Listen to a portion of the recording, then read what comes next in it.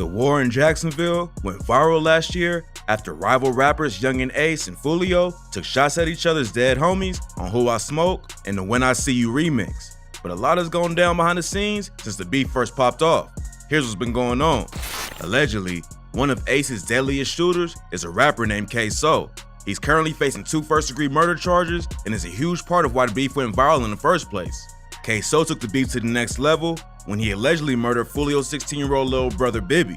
In February 2019, Bibby was sitting outside his apartment with a friend when a gunman walked up and started letting off shots. Bibby and his homie split up and ran off, but the shooter chased him down and lit him up. Having your little brother die is tragic enough, but K-So and Ace ain't stopped there. Ace made Bibby and the whole beef famous when he dropped Who I Smoke. He dissed Bibby and other dead KTA members, then K-So dissed back on the track K-So. K-So was already a suspect because of how much he dissed Bibby in music and on social media. But before the cops had enough evidence to arrest him, K-So allegedly caught another body with some help from his own dad. Back in 2018, K-So's brother Boss Goon was released from prison after serving 7 years on a burglary charge. According to people close to him, he was trying to turn his life around and make a career in music instead of the streets. But tragedy struck just when he was getting started. On January 16, 2019, Boss Goon performed at a club in Jacksonville. His dad and a bunch of other relatives came through to support him, and after the show, they all loaded up in the same car. But before they could get out, someone drove by and started letting off shots. Everyone in the car got hit, and Boss Goon was tragically killed. After he died, a KTA affiliate named Lil Buck dropped a diss track aimed at Boss Goon. This made K-So think Buck was involved in the murder, so he crashed out and allegedly killed him in broad daylight. Then what happened next was like something straight out of a movie. K-So and 2 other dudes allegedly ran up on Buck and shot him outside of a mall. Then, while one of them was still standing over his body, the cops rolled in and chased after him. K-So and the others took off, but then they crashed their car in a residential neighborhood. K-So ran off in one direction, while the other 2 broke into a random house and took a woman hostage. They stole some of her husband's clothes, then made a call to have someone come pick him up. K-So managed to get away, but his homies was later identified by the woman they held hostage. Their names is Dominique Barner and Leroy Whitaker, and the woman was able to point one of them out in the lineup after she recognized his tattoos. Barner getting arrested was the worst case possible for K-So. Barner told a police informant that K-So was a shooter, then doubled down when they questioned him about it. He also snitched on K-So's dad for picking him up from the house he broke into after the shooting.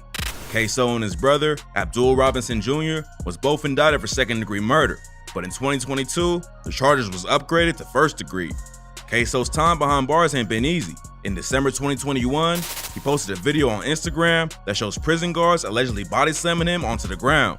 He captioned the post with, "Modern slavery. Even though my innocence is being proven, I'm still being targeted and abused every day while I'm in here. These officers still have not been suspended or no consequences. I'm fighting for my life mentally and physically. No matter what they do to me, they can't keep an innocent man down. Hashtag free me." To top it all off, K-So got hit with another murder charge while he was in jail for allegedly killing Bibby back in 2019. After his charges was upgraded to first-degree murder, Bibby's mother told News4Jax, "It was a relief because I was terrified the entire time.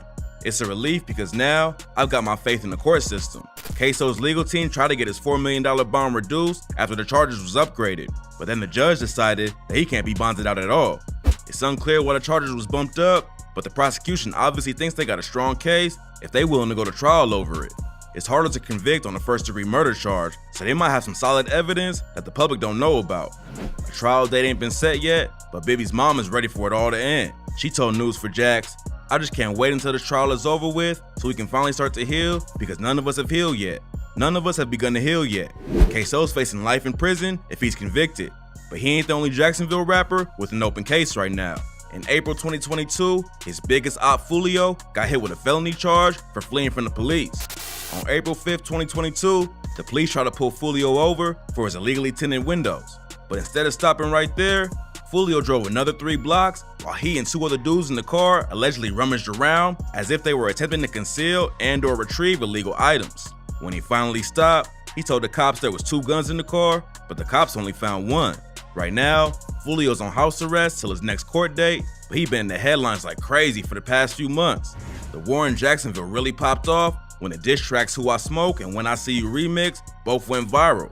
And back in October, Foolio doubled down on the disrespect with the track List of Dead Ops, where he went after every single one of his dead enemies. List of Dead Ops is one of the most disrespectful tracks ever.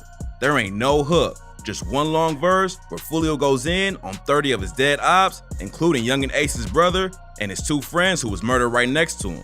1 month after he dropped the track, someone pulled up to the studio Foolio was at and tried to kill him, but he got away with nothing but a graze. The latest charge don't seem too serious, but 2 of Foolio's homies just found out that they gonna be spending the next 7 years in prison.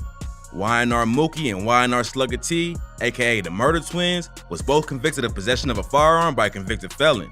Everyone knows about Foolio's beef with Ace, but rumors say the war between ATK and KTA really started at a party when Youngin Ace allegedly shot at Mookie. Mookie and Slugger T both got arrested during an investigation called Operation Wrap Up. The Jacksonville Sheriff's Office went after alleged gang members who's using music videos and social media to promote violence, and now the Murder Twins are both gonna be off the streets for a minute. YNR took a major hit when Mookie and Slugger got locked up, and to make matters worse, Mookie's own homie, Spot 'em Got 'em, was accused of snitching on him. Youngin Ace's brother, ATKYBZ, leaked paperwork that allegedly proves Spot 'em Got 'em worked with the cops, but Mookie later said it was all cap. Rumors about snitching can get you killed, but that's not the only problem Spot 'em is going through. Back in July 2021, he allegedly pointed a gun at a parking attendant in Miami and threatened him. Then, when the police showed up at his hotel room to arrest him, they found him lying in bed with an AK-47. Spot 'em Got 'em was hit with charges for aggravated assault with a firearm and possession of a firearm by a convicted felon, but the judge let him off easy with an $18,000 bond. His charges is pretty serious, but it's nothing compared to what happened next. 2 months after his arrest, Spot 'em Got 'em was driving down I-95 in Miami when another car pulled up next to him and started dumping shots. When it was over, the driver's side was left with 22 bullet holes, but luckily, Spot 'em Got 'em was only hit in the hip. A dude in the back seat was shot in the legs, but both of them was taken to the hospital in stable condition.